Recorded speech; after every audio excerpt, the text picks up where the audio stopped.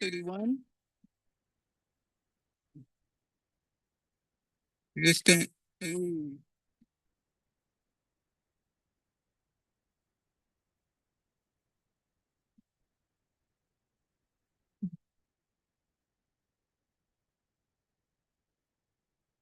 31. Testing. Distant. Ooh. Hello? Hello?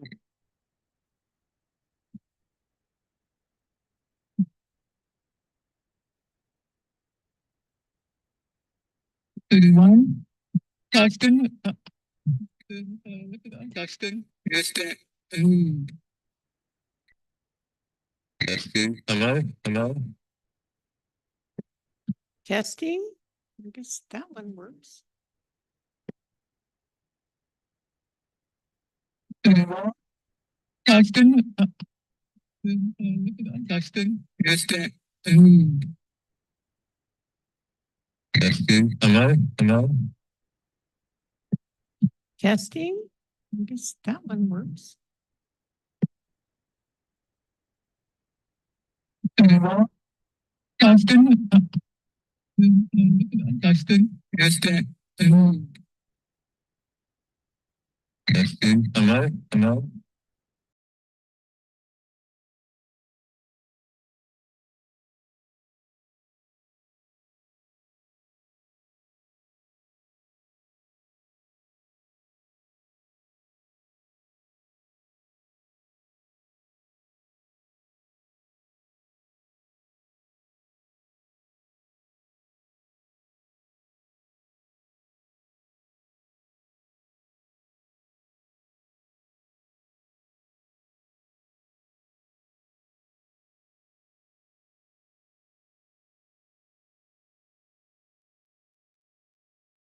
Hi, can you all hear me? The audio is sounding a little wonky.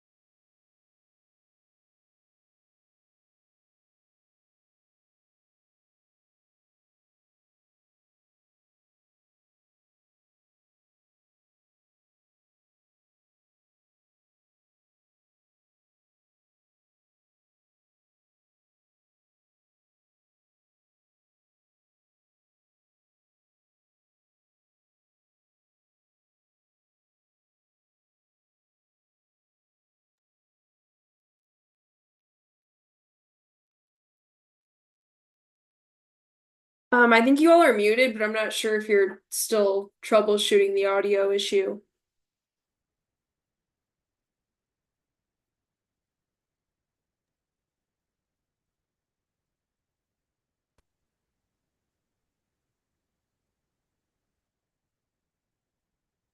I think you all are muted, but I'm not sure if you're still troubleshooting the audio issue.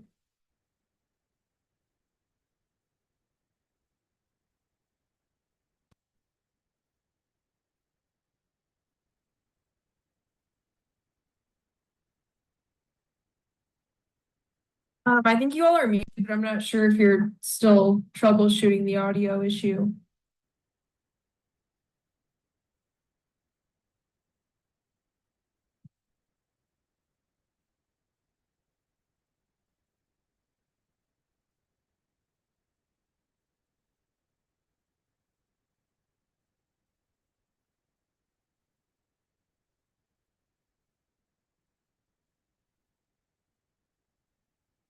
This, like, this is about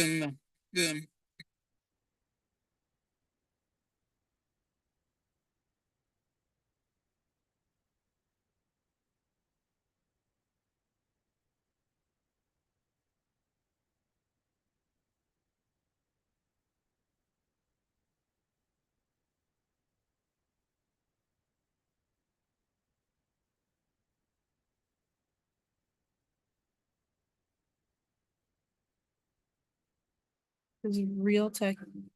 Katie, can you hear me?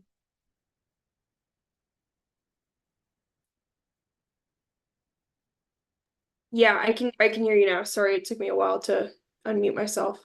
Okay, and are you just hearing me, Aaron, on this one? Yeah, I'm just hearing you, Aaron. I did hear somebody try and speak into a microphone before, but it sounded kind of robotic and I just couldn't make out what somebody was saying. Okay.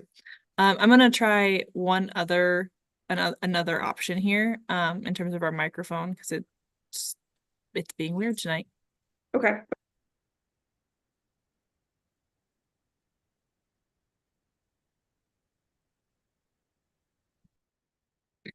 Testing.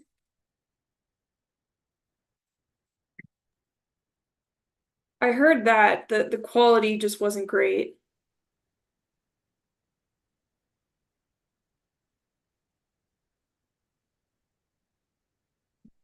Testing. Still not good.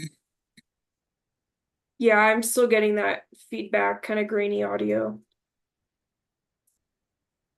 What I'm going to do is restart the room, because sometimes that makes everything work better. And that's all I've got left is options. So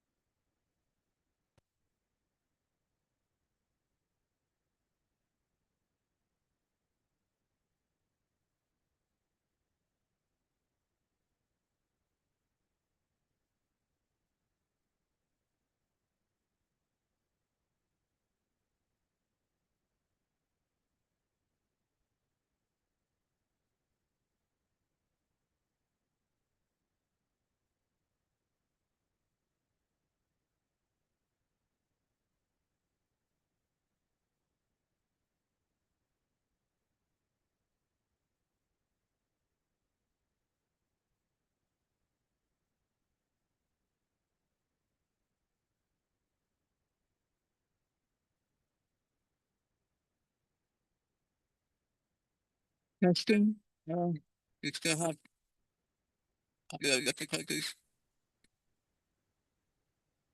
Yeah, I'm still getting that feedback. I thought maybe though, Aaron, that a couple of mics were working, but maybe some of the others weren't.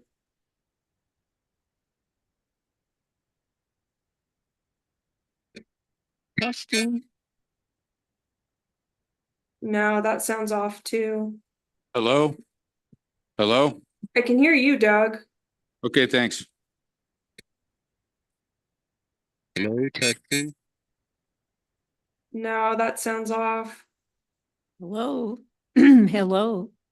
Yep, that one's fine. Okay, how about this one?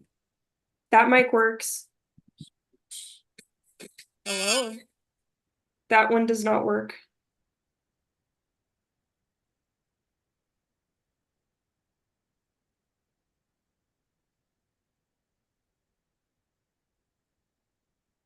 This one. That one is off too.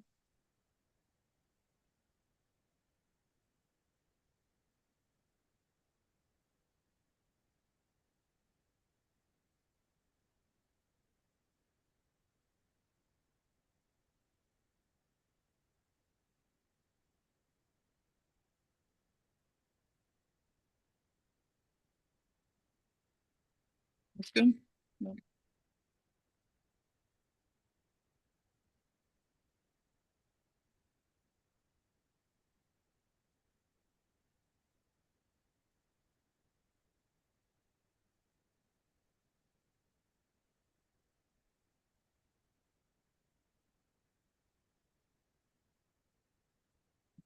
testing. All right, I've got one to use. Yeah, that one works. Cause this one did work, right? You pulled that one more there. Okay.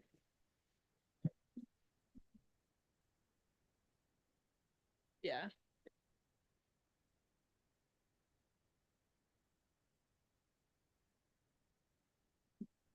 Testing, this one works.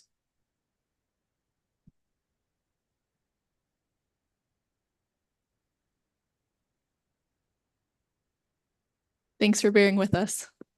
No problem.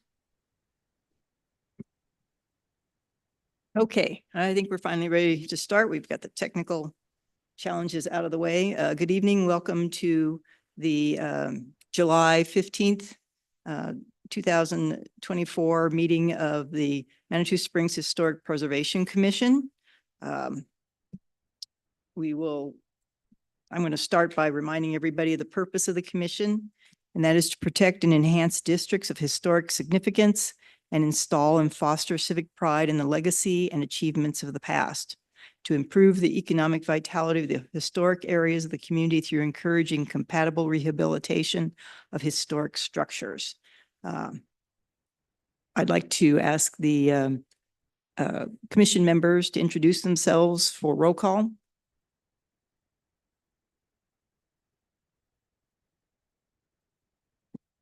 I'm Laura Kinseth, Vice Chair. Ann Nichols. Douglas Edmondson, Commissioner. Susan Presti, Chair. Thank you all for being here. First order of business is approval of the minutes of the June 5th meeting. Does anybody have any corrections or additions to the minutes? Can I hear a motion to approve? Move approval as presented. Second. Commissioner Nichols moved approval and Vice Chair Kinseth seconded. All those in favor say aye. Aye. All opposed? I think we'll do a show of hands tonight too, just as we're short on microphones. Thank you very much. Very first item of business, I'd like to propose a change in the order of the agenda, moving item number 2 under section 3 down to other business. Could I hear a motion to approve that change in the agenda? So moved. I'll second. I have a motion and a second to move item number 2, Hiawatha Gardens update, or Hiawatha update further down in the agenda. All those in favor say aye. Aye. Opposed? Okay, that passes. We will move that further in the agenda. We're going to start with unfinished business then. Item number 3, MCAC 2409-701 Manitou Avenue, library exterior modifications. Staff like to present this one?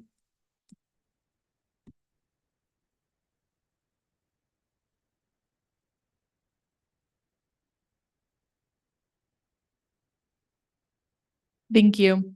MCAC 2409, it is requesting approval of a safety railing at the outdoor terrace of the Carnegie Library. As we've covered in the past with MCAC changes to the library, we had a previously approved set of plans under an MCAC, and as we've moved through the design or the construction process, some changes have been noted. With this particular change, I'll go to, this is the context, we all know where the library is.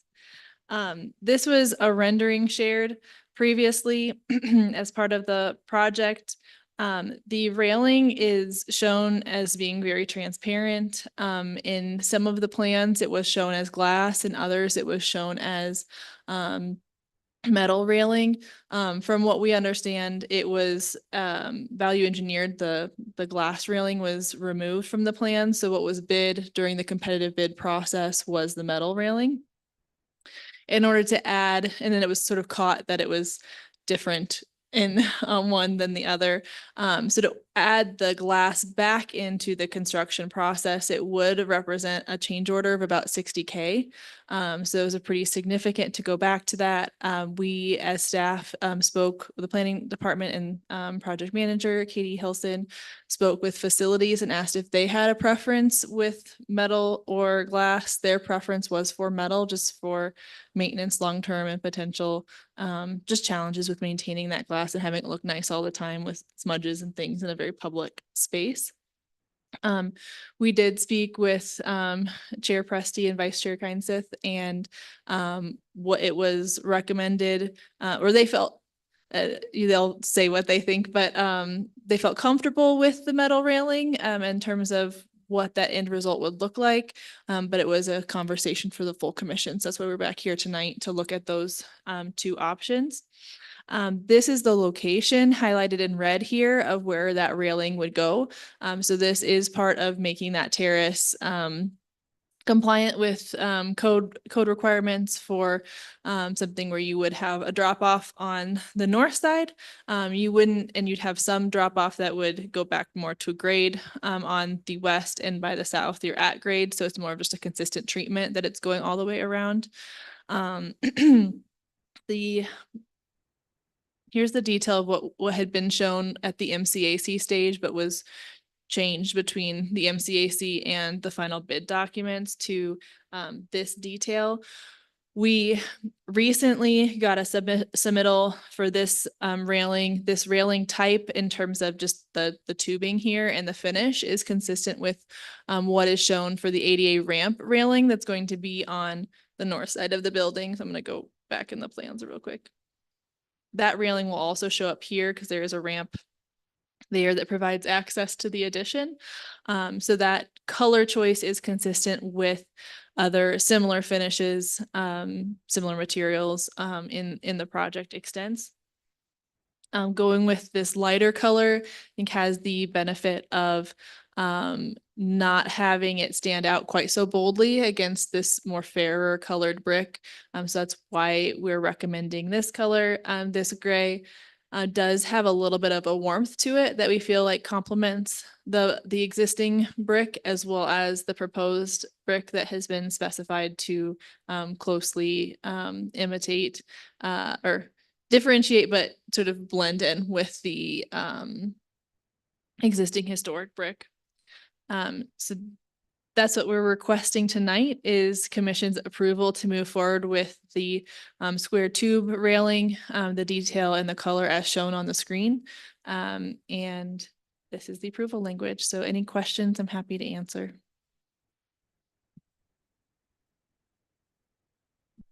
Do the commissioners have any questions for staff?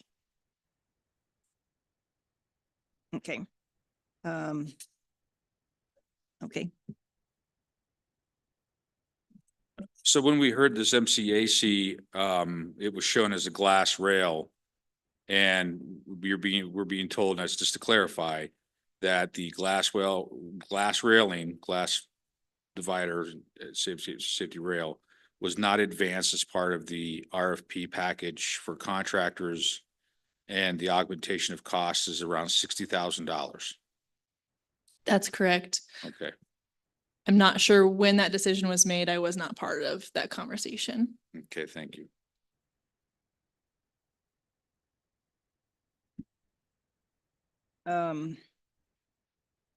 Are there any comments? I guess we could take comments from the public, or any comments on this? Statements for or against? Okay, thank you. Any further discussion by commissioners?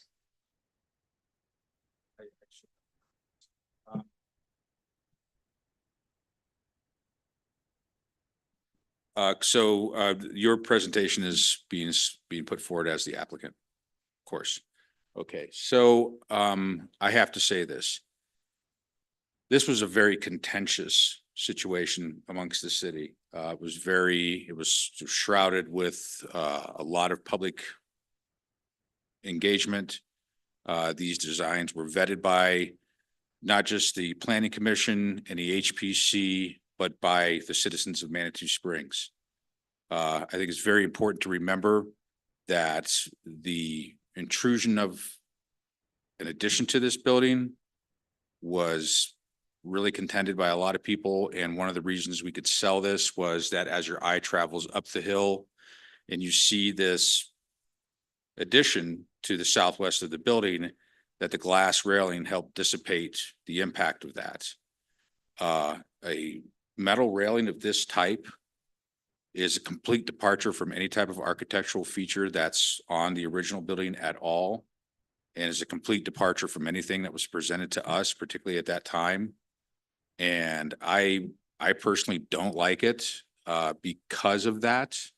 I do not feel that it lends to the spirit of the original structure or even the spirit of the new structure because of how it is to be incorporated with the landscape, less visual impact, things of that nature, and particularly to give voice to the citizens that were so concerned about the visual impact of this building. I don't know of any architectural features at all that would support this. I just really have to emphasize that. And we were presented a glass railing that softens the intrusion of that addition to the eye, particularly in that area. I get it's $60,000. When you're talking 4.2 million, that's kind of a drop in the bucket. And we have to look down the road here as a generational effort of what this library is going to mean to this city and how much we put into it. So those are my comments on it. I do not support the metal railing. I feel that the glass railing should be in place. I know that they are high profile maintenance. I know that they can be broken, so on and so forth, but they are durable. They're made for this sort of application. Those are my comments. There you are. Thank you for those comments. Commissioner Nichols, do you have any comment? Yeah, I'll be quite candid. I have no recollection of any discussion about glass railing.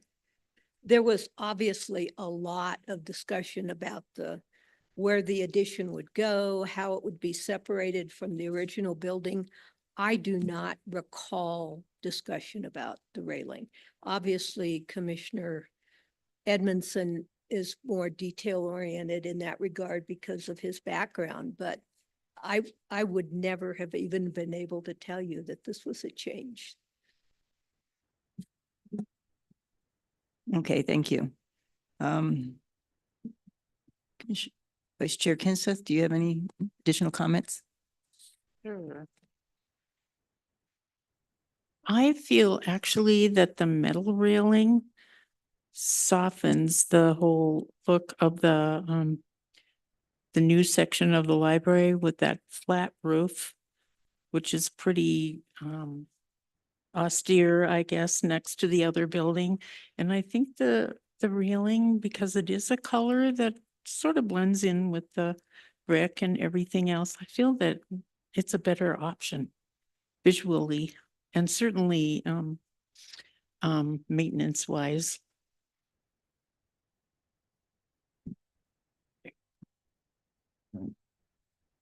Okay, thank you.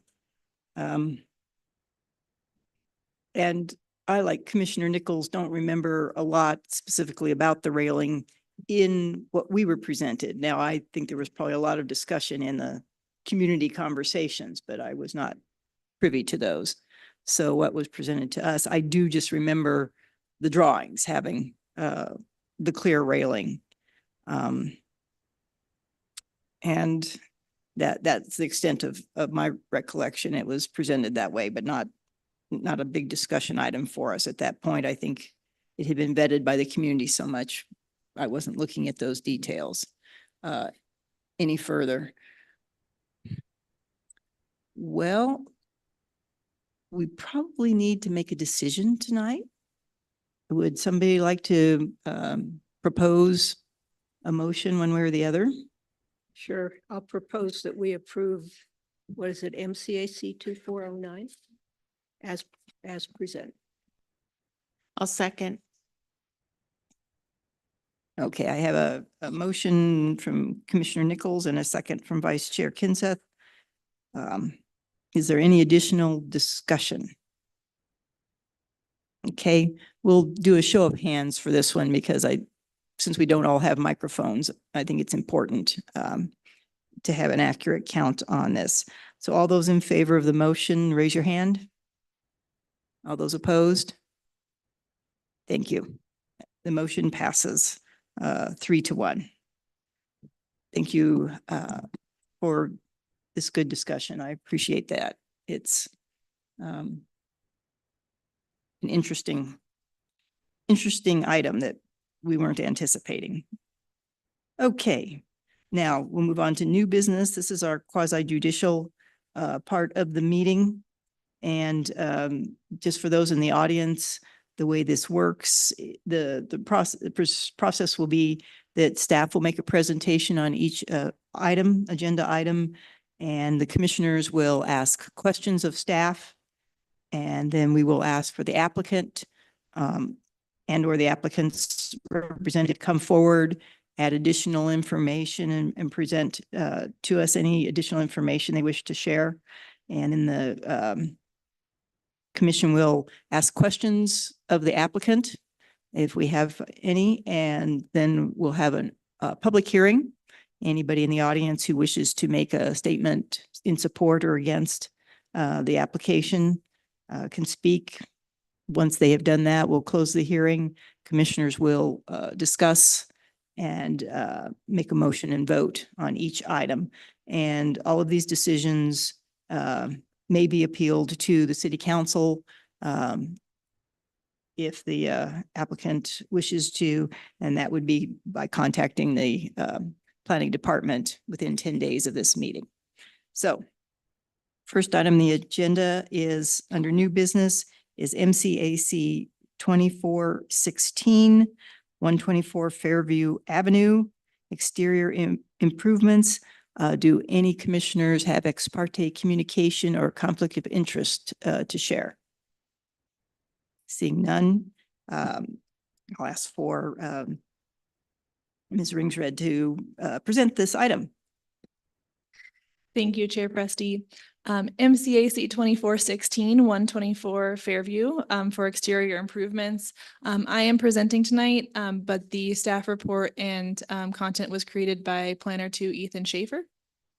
So bear with me, I'm a little less familiar with this application than some others. The applicant had previously come before this commission with a previously approved MCAC 2308. At that time, they were requesting a second story addition to the property. Due to some design changes, they have modified their request to be just a request in the change of roof pitch. So they're adding height, but not a full second story. Additionally, they're making some exterior stucco, windows, doors, and siding. And they are located in the Ruxton Historic Subdistrict. Other than those changes, a lot of the materials and such will look familiar to this commission based on the previous application. It is zoned general residential and it's bordered by commercial to the west. This is an aerial view of the site. And here is a photo of existing conditions. So there is kind of a unique alignment to this property where the long side is parallel to the roadway, and it's sort of accessed then from the side over here. If you can see, yeah, over here is where the parking and some additional access is, although this is understood as the front door. At the time of the last hearing, it was considered non-contributing due to the significant amount of changes that had happened on that property over the years. Here is a floor plan, which is similar to what was shared previously. We have an elevation here showing the proposed improvements. This was included in your packet, but where there had previously been an addition here, that's no longer. So they're just seeking to adjust the roof line in this area.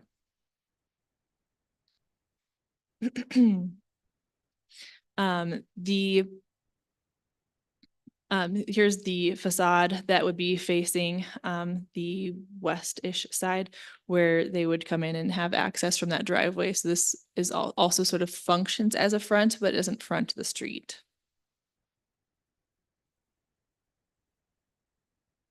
And then there's an envelope showing how this meets the height requirements. It's all well within that. A site plan was included as part of the packet, giving additional context. The materials are consistent with what was shown under MCAC 2308.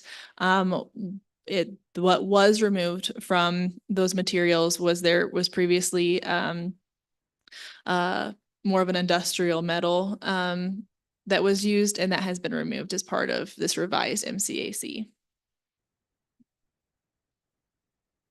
I can go into more details if you have questions after reading the staff report, but staff does not have any recommendations of conditions should HPC find it appropriate to approve this MCAC. And here's the approval language. Any questions? Thank you. Any questions for staff? I have one question. Has any work commenced on this application? It is my understanding that no, it has not. So would we then be reviewing this fresh as a brand new application because it's over a year old, the permit? So part of why it's being reviewed again is that the code does not allow staff to make administrative changes, similar to how we had to bring back the library for these things with the removal of the second story. And now we just have the roof pitch. There's some similarity, but there are some changes, and the code does not allow us to there's not an order of magnitude that gives staff that discretion. So we're bringing it back to you guys. But this was about a year ago that this was reviewed. Okay, thank you. Any other questions for staff? Okay, thank you. Now, if I could ask Mr. Lane, if you would like to come forward and have a seat, turn on your microphone there and move it fairly close to you. If you would state your name and address for us, please, and then add any information you'd like us to have.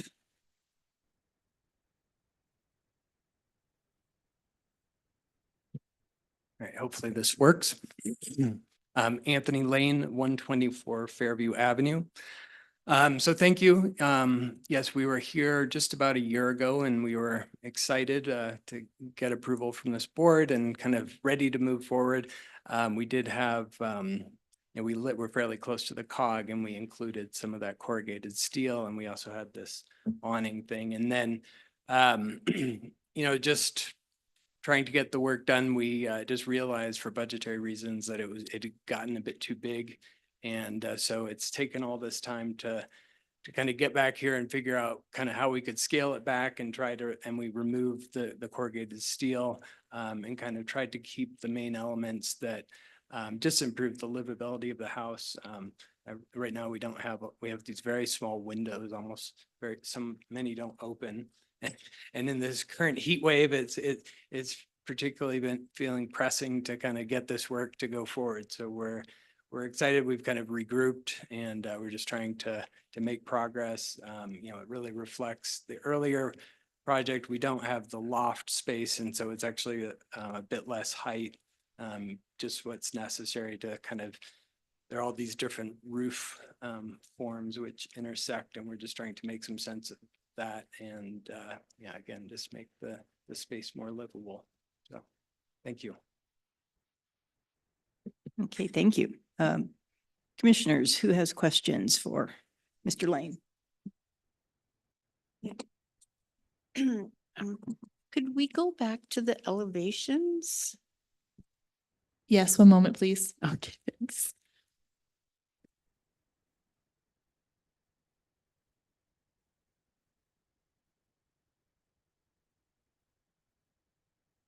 Would you like this elevation or the previous, one Um, of the street side? The other one, I guess, but yes, Mhm. that one. I'm just a little confused about what's happening with the roof on the long end there, is that a gable on the end Um, or is that? So the side? on the east side of the house, which is the lower part, that's the existing gable. And it's a narrow gable that goes the length. And then currently, if we looked at some of the pictures, that gable kind of continues the length, and then there's like an intersecting gable, and then they added a shed roof and then a flat roof. And so there are a bunch of things going on. So that gable runs the whole length of the house. So we're doing, right now, we plan to go further to the east, and we'd had to,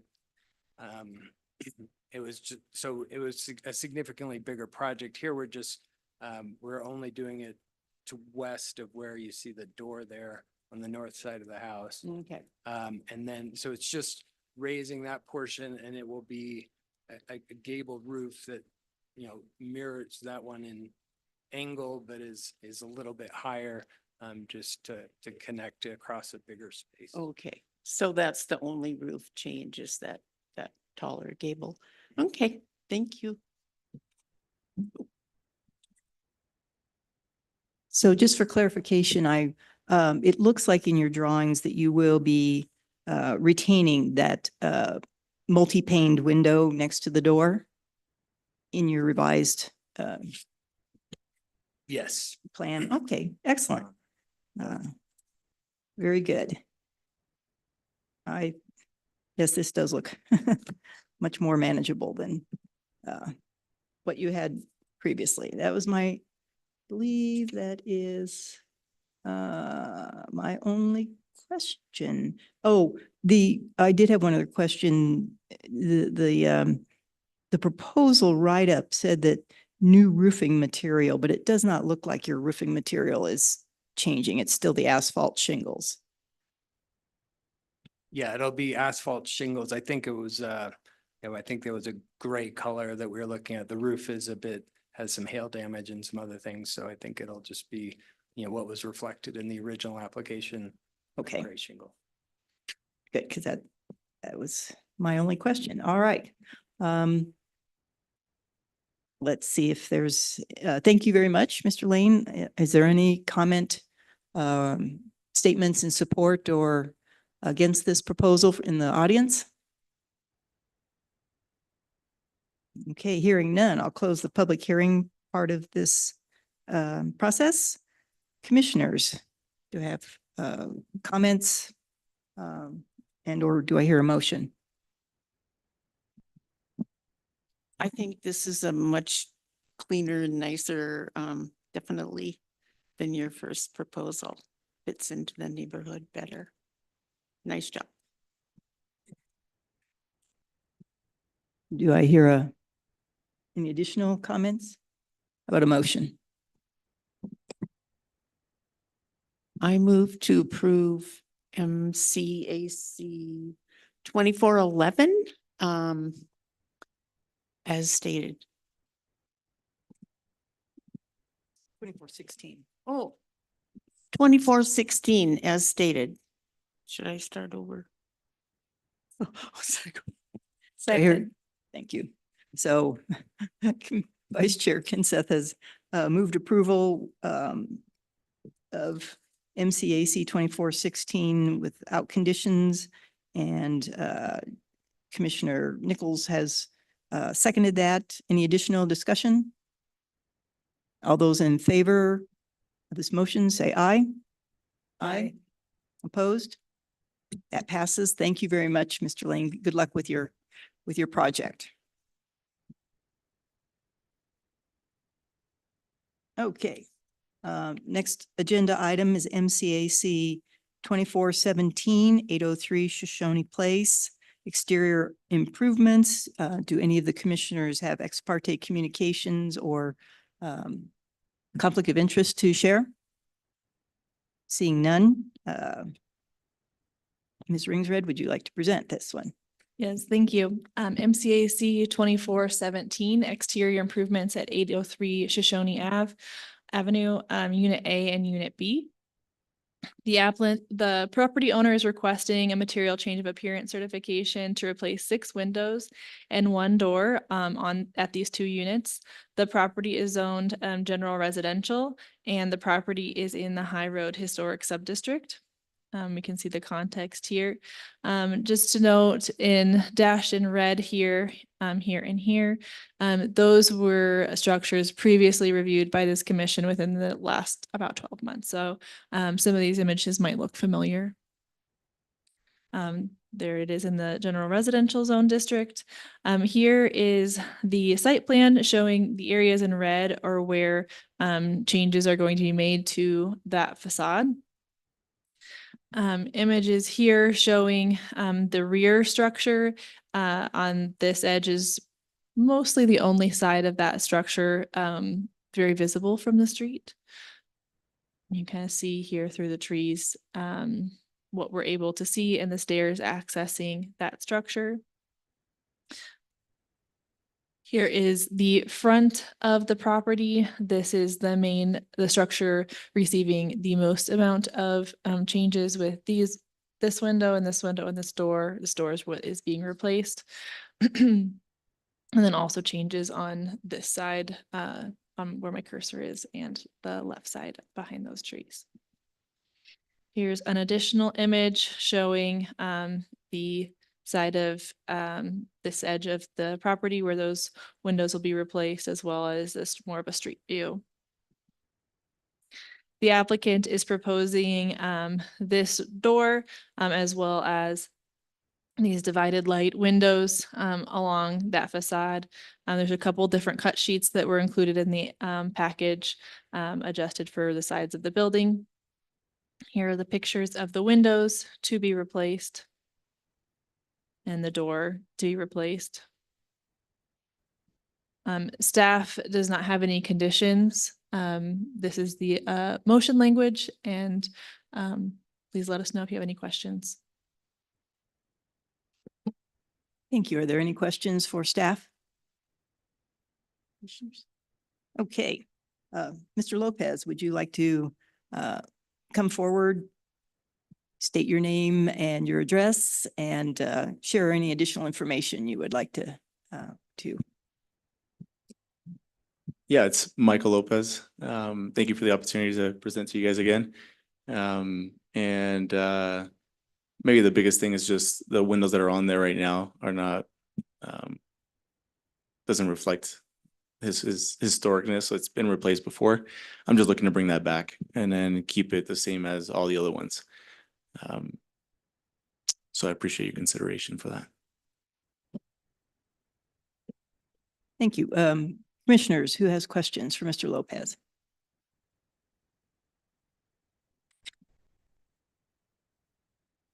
So the new windows, the divided lights, are those grids exterior grids? They are exterior. Good job. Okay, that was my only question. So every window that you're replacing is going to be that 6/6 double hung? Correct. Yeah, that's why the different cut sheets, every single window is a little bit different. But they're all going to be the same. Wow, okay. Mhm. And they're going to be the same size basically as the windows that are in there, or are they going to be slightly different? So no, so the sizes right now that were put in there, I tend to believe that they actually close off the bottom side of it and made the windows smaller. I'm trying to bring it back to its original size. Okay, so it would probably extend Yeah, further it's still gonna, vertically. it's still gonna fit the frame. Ah, Mhm. excellent. That was kind of my question. Okay, I think that's the only question I had. Yeah, I was just gonna make comment that it's obvious that the windows that are in there now are probably 1980s or so vintage anodized aluminum framing that have replaced the openings, what at one time would have been some sort of double hung, and I compliment your use and your willingness to upgrade to a more historic look, and of course a door with the craftsman style offering light itself. Yeah, I appreciate that. Thank you. That's all our questions for you, sir. And is there anybody in the audience that would like to make statements in support or against this application? Oh, hearing none, I'll close the public hearing portion of this application. And commissioners, any further discussion? Hearing none, I would love to hear a proposed motion. So I will move approval of MCAC 2417 without conditions with the findings as proposed. A second. Thank you. I have a motion to approve the MCAC without conditions and a second. Any further discussion? All those in favor say aye. Aye. Opposed? That passes. Thank you, Mr. Lopez. Good luck with your project. We appreciate your work.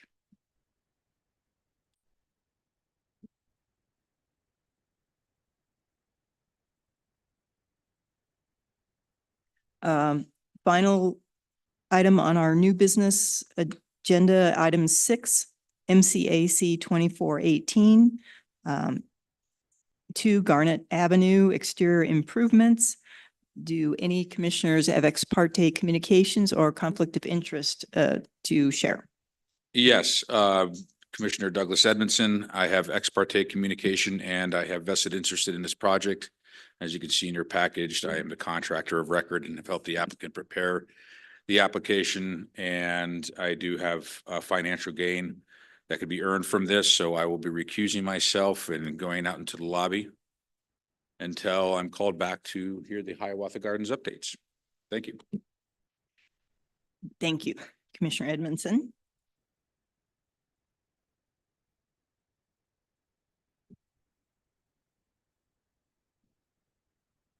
Okay, we're ready to hear staff presentation on MCAC 2418.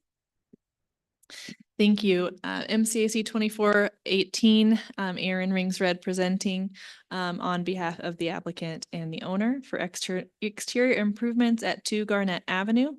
One thing to just kind of clarify at the offset here is maybe some confusion around address. As noted in the staff report, there are some different locations for this property depending on what source you look at. But the applicant had previously, I believe it was last year, had this property re-enumerated so that it should be updated in all the systems like fire, electric, PPRBD with the 2 Garnet Avenue with this spelling.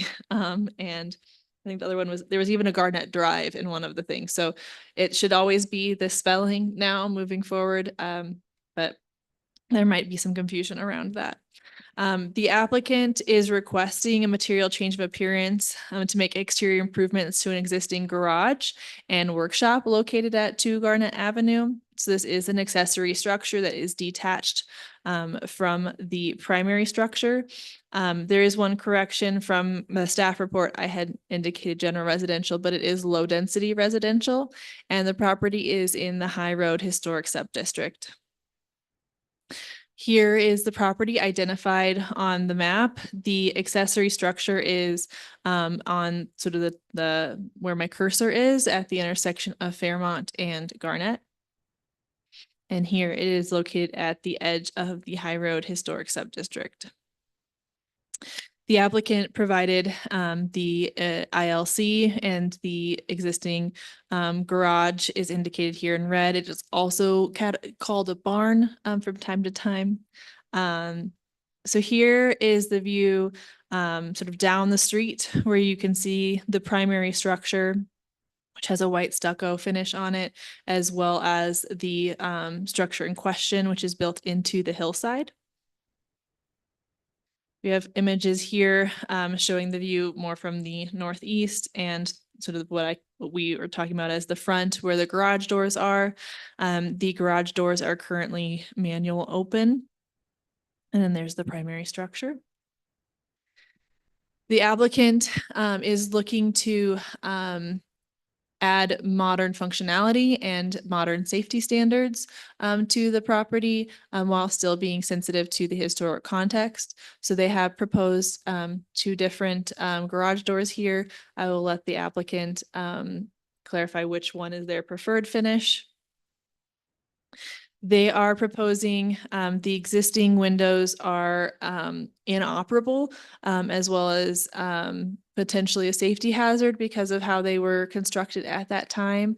So the applicant is proposing additional windows, 1 double hung and then 1 that is a single window there. This would add, make them operable, so it would make them more comfortable for the warmer climates, as well as just have better views and preserve those views out to the adjacent landscape, which is quite lovely. So here's a view from the east or the front, the southeast corner, and then we've got the north side here. And built into the hillside, some more existing conditions, and then the interior of the structure. The applicant is also proposing that they would apply white stucco to the facade of this structure that would be consistent with what is occurring on the primary structure in terms of finish.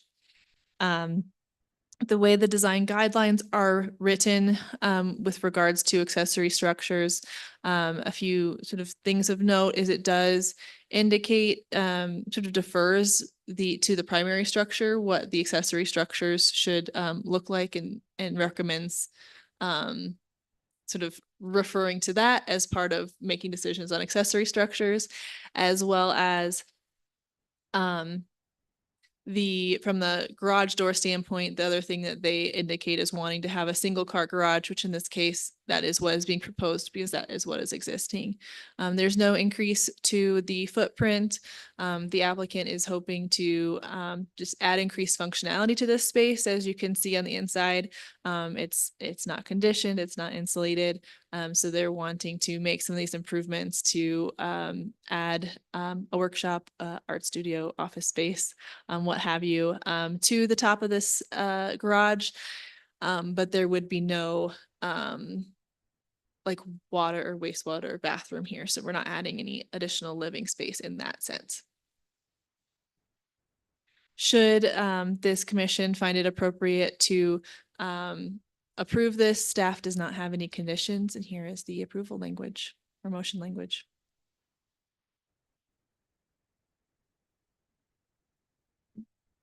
Okay, thank you. Any questions for staff? I'm just curious, is this property, obviously this is an accessory structure. Is the main structure considered contributing? It's my understanding that the main structure is considered non-contributing. When you look at some of the adjacent properties that they have a lot more of those existing characteristics in terms of the siding and the trim around the windows and things like that. This structure may have been contributing at one time, but has more modification. Staff didn't do an official letter on this one because it was dealing with the accessory structure and not the primary structure. And the code doesn't make a distinction between those two when talking about accessory structures. That's just one chapter. So it is definitely something I could write a formal letter and make that determination, but we didn't prior to this garage application just because of how the code was written. It didn't change what code we were referencing with writing our staff report. Okay, thank you. Any other questions for staff? Okay. Would the applicant like to come forward and add any additional information? Please introduce yourself and state where you reside. Thanks for having me. Luke Sissel, and I reside at the property at 2 Garnet Avenue. And the only addition, I mean, this kind of sums it up pretty well. When we got the property, it was used as a shed in the upstairs, and then the downstairs was the garage space. The shed itself had birds living in it currently, which we felt bad about, so we didn't mess with them till at this point when they were able to leave on their own. And the garage portion was used in the past for a garage.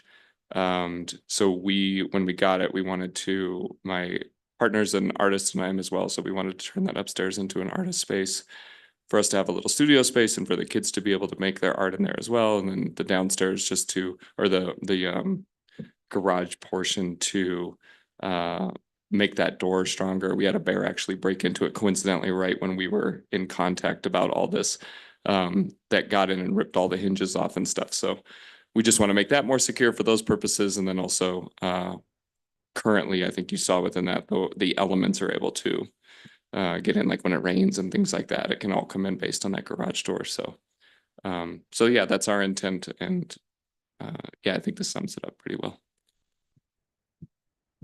Okay, thank you, Mr. Sissel. Yeah. Questions? Would you clarify which of these garage doors you have a preference for?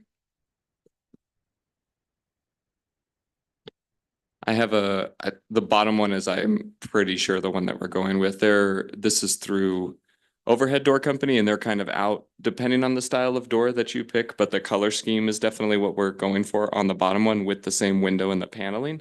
The only thing that I think there's something like 6 to 8 weeks out. So we're just basing our determination on that, but we're definitely going with the wood. And I think the lighter one was put in there as well, because that one was available a little bit sooner.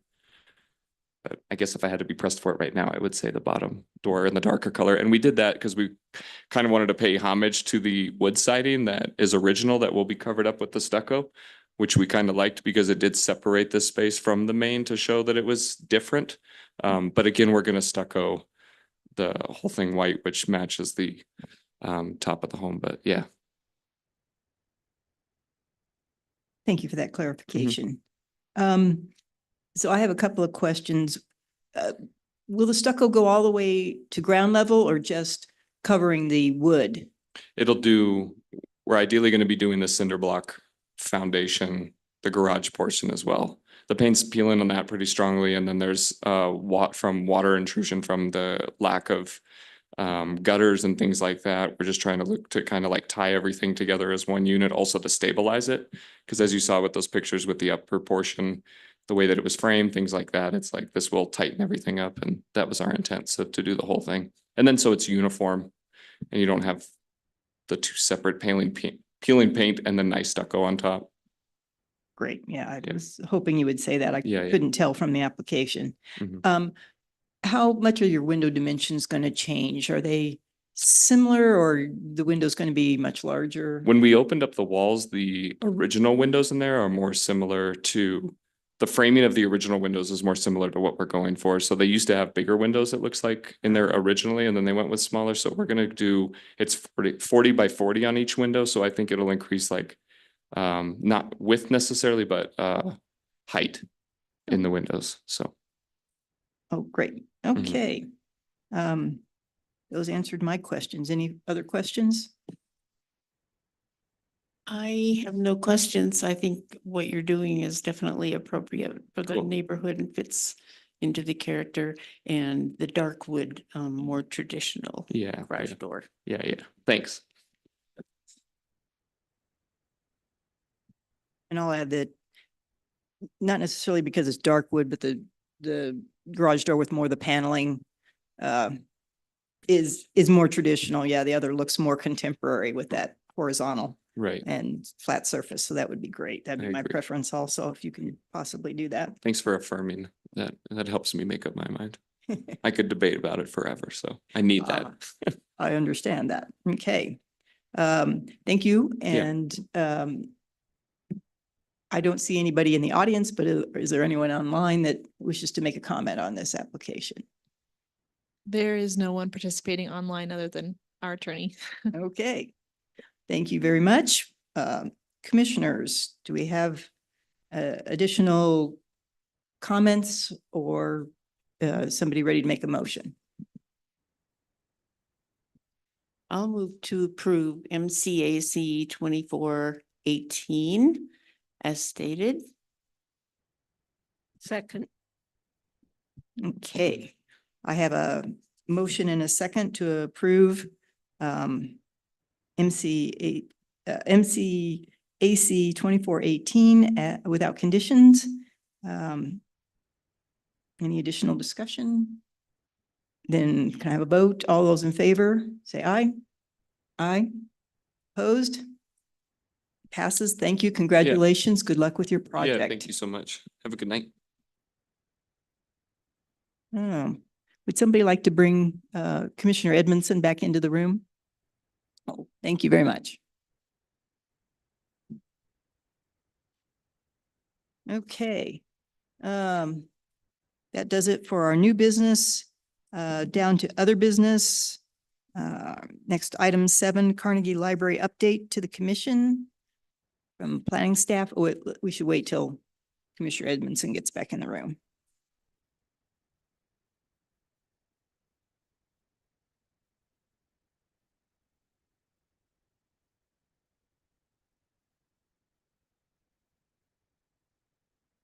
But all right. Thank you, Erin Ringsred. For the record, I'm presenting on Hiawatha Gardens for an update from the city council. So this project was taken back to city council for their consideration on June 11th. I'll go through this at a pretty high level. We can go into greater detail, and I would recommend potentially listening to the recording from that date if you have additional questions on certain things that I might not be able to answer fully tonight, because our architect consultant did give this presentation. I don't know that I'll be able to have the same level of technical detail that he did. So I'll go through at a high level to just kind of update you guys on where we're at and what were the outcomes of that meeting. This is the presentation that was given to City Council. On the screen here is design that looks very familiar that we have discussed in the past. Oops. Through the course of the schematic design phase, which was completed last year, it was identified that there had been some changes to the floodway and the floodplain from how it had previously been understood in terms of the elevation of that water and the amount of water that needed to be considered. Staff at that time had indicated the need to work with our floodplain administrator to understand better what were the implications on our project, being that this is a historic structure and there are code considerations for historic structures. So we took the time that we needed to make sure we understood that better before bringing it back to council for some recommendations on direction, as cost was a factor with different options being considered. Here are some images kind of showing the existing conditions, some of the walls around the creek at this location. They do have some beautiful natural stone, but we also noted with some of that analysis that the mortar and jointing there is completely eroded in some locations and is starting to deteriorate.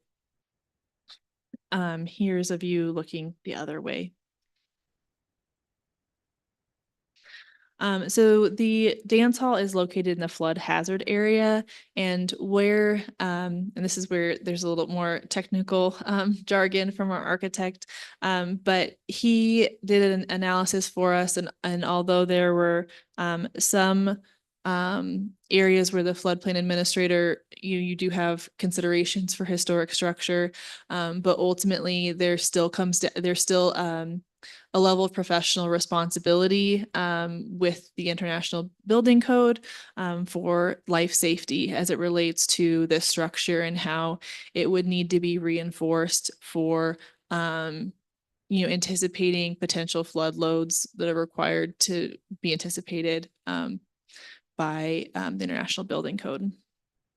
So that code objective at a high level is, to protect human life, making sure that any expenditure of public money for flood control projects or minimize, minimizing the need for rescue and relief efforts associated with with flooding, minimize prolonged business interruption, minimize damage to public facilities and utilities, and just all these things that we are best practices and are codified within these different codes for structures within a floodplain. And I'm gonna just kind of go through this a little bit at a little bit higher level, because I do recommend listening to his presentation of some of this technical area, because he just says it a little better than I can.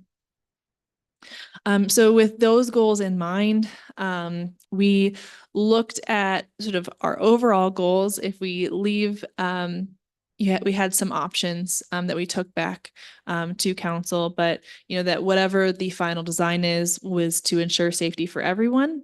Looking at the potential of removing this building from the 100-year floodplain, so we could have potentially more flexibility. And the risks associated with something that is in the floodplain, reduce the need or eliminate the need completely for flood insurance, which is pretty costly and increases every year. And making sure any money that we're spending, is there the potential for it to also help enhance the user experience on the Creek Walk master plan. So looking at adjacent city projects and experiences. The no rise requirement is one of those floodplain requirements in terms of anything that is regraded or done in the floodplain. We do have to maintain that there is no rise that would negatively impact properties upstream or downstream based on what we do on our site within the floodplain. Depending on what direction is moved forward with, and sort of while we're working through these next steps, we're looking at where additional funding can come from. Unfortunately, what we're seeing with some of our initial research is we're not finding as much funding for a historic structure of this type because of its location in the floodplain. So with one of these options, which I'll get to in a second, looking at if floodway mitigation would give us more funding that we could then put towards this project to make up the gap that exists in this project. Which is where we would potentially open up additional funding sources and potentially with our efforts on Hiawatha improve the Chase Bank floodplain issue as well. But it is currently outside of the scope. But looking at this problem holistically was a big part of the work done by Workshop 40 prior to this June 11th City Council meeting. Presented in the next slides are options that are available to us if we were to implement floodplain mitigation or modification strategies.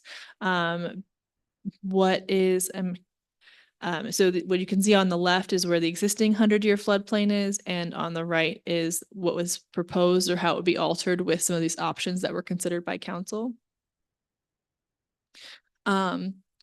I'm a visual person, so I'm going to flip to the visuals.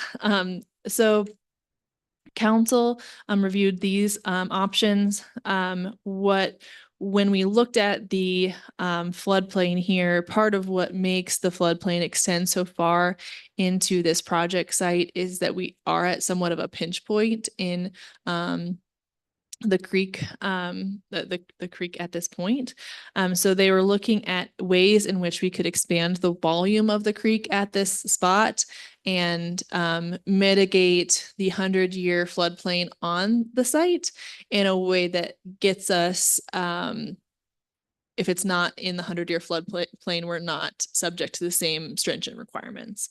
So this was one option where we would increase the width of Fountain Creek and adjust sort of how the grading and the water behaved towards the west side as a way of increasing volume and taking the building out of the floodplain.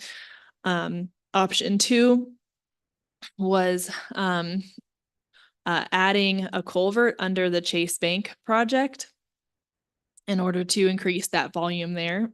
And then option 3 was going around the building in order to take it again out of the floodplain and increase the volume of the water quality there, or water volume there. We are still at a preliminary phase of understanding the impacts of these options on the trees at this site. The area in green is where trees would be removed, probably likely, due to the retaining wall there, because there are some trees within that retaining wall, but that retaining wall would need to be adjusted in order to increase volume. And part of this next phase is we're investigating the structural integrity of that wall to understand what is its condition right now. We also presented alternate strategies to City Council. So those three were what had been vetted by our consultant team prior to the June 11th meeting, with the idea that getting the building out of the floodplain would solve a lot of problems, and wanting to really understand what those implications are.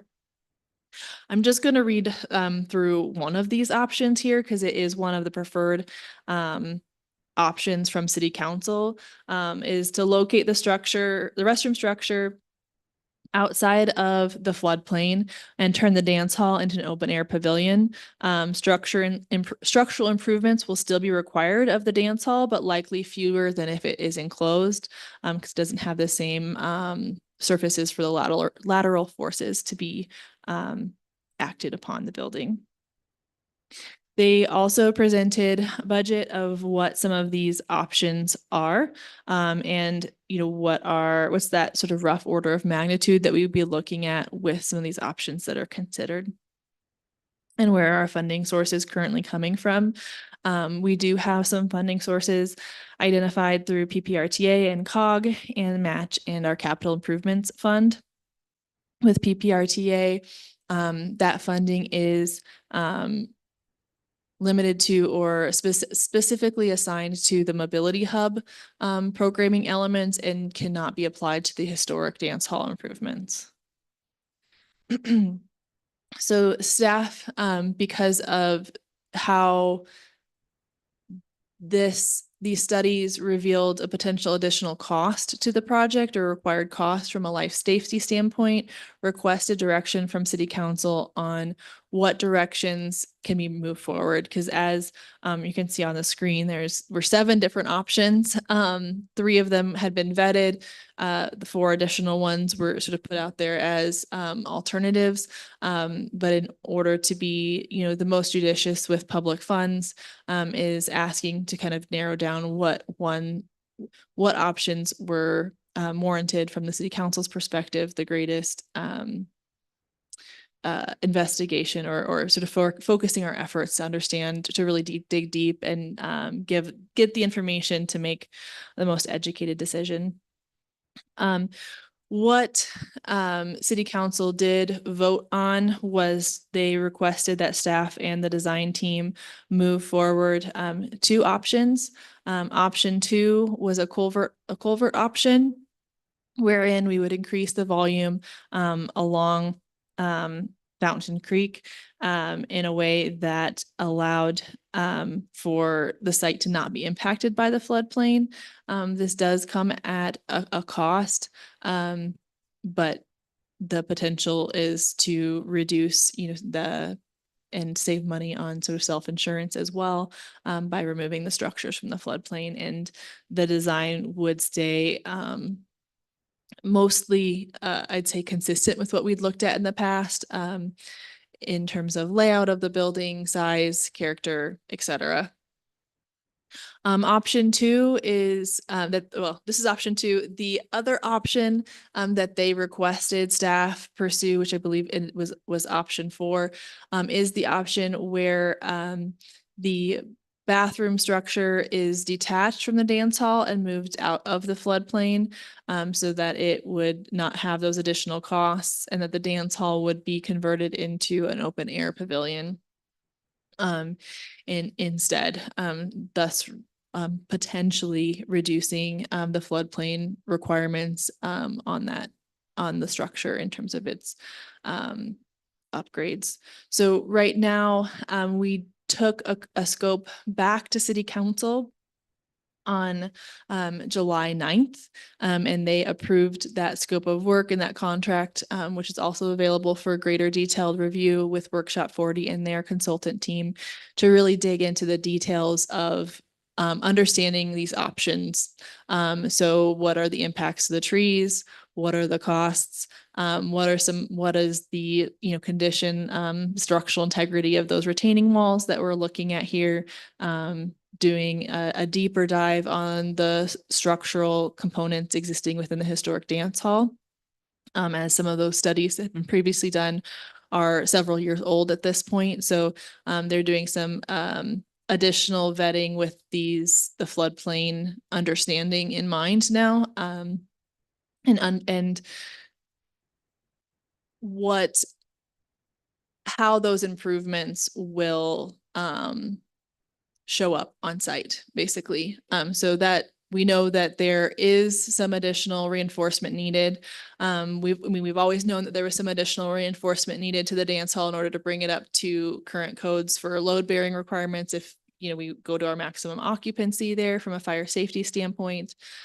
In this case, now we're looking at those loads on the broad side of the building and what that means. So there's a lot there. There's a lot in that scope of work that if you'd like to review that in greater detail, or if any questions that you have, I'm happy to do my best to answer them. So that was approved. We're moving forward at this time with that investigation to understand those pros and cons, the potential costs of both of these options, and what the impacts are to this site and adjacent sites with what we're hoping to do here. Thank you. Wow, complicated issue. I will go and listen to that session. Thank you for that update. My one comment is water is going to go where it goes. Culverts get blocked in floods, and diversions need to be pretty far upstream from not just at the corner of the property, but hopefully the engineers are looking at that. Okay, this will be interesting. And council will give direction. Will we see something come back? Do you anticipate to this commission then after council gives some direction? Yes, we would go through the process for an MCAC once we have council direction on which option is preferred from, I think, a feasibility and financial standpoint. Okay, thank you. Any other questions or comments from commissioners? At this point, thank you for that update. Interesting project. I do have.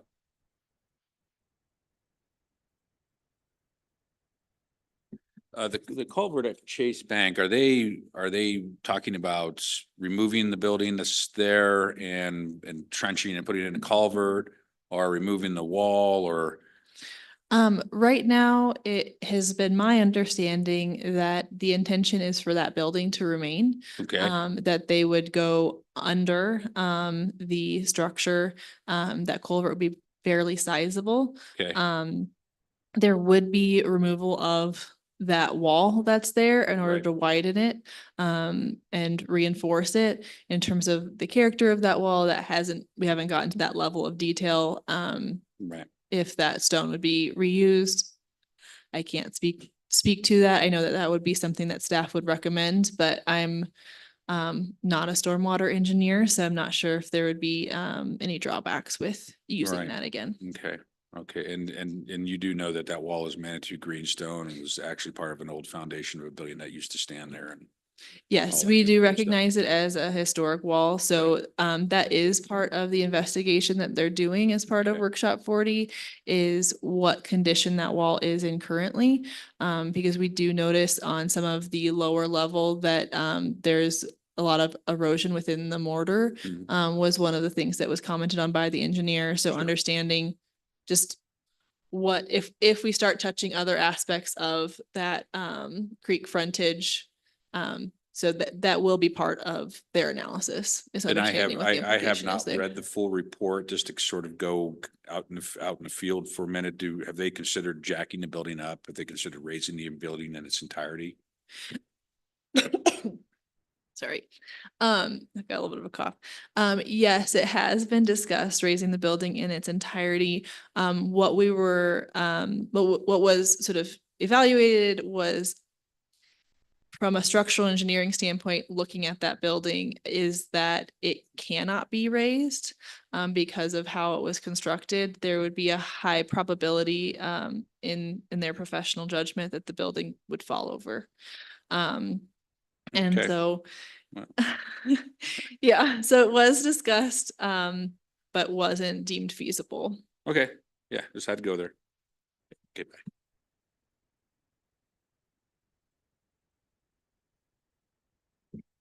Okay, thank you. And then the final item on our agenda, do you have any voice left to do the library update?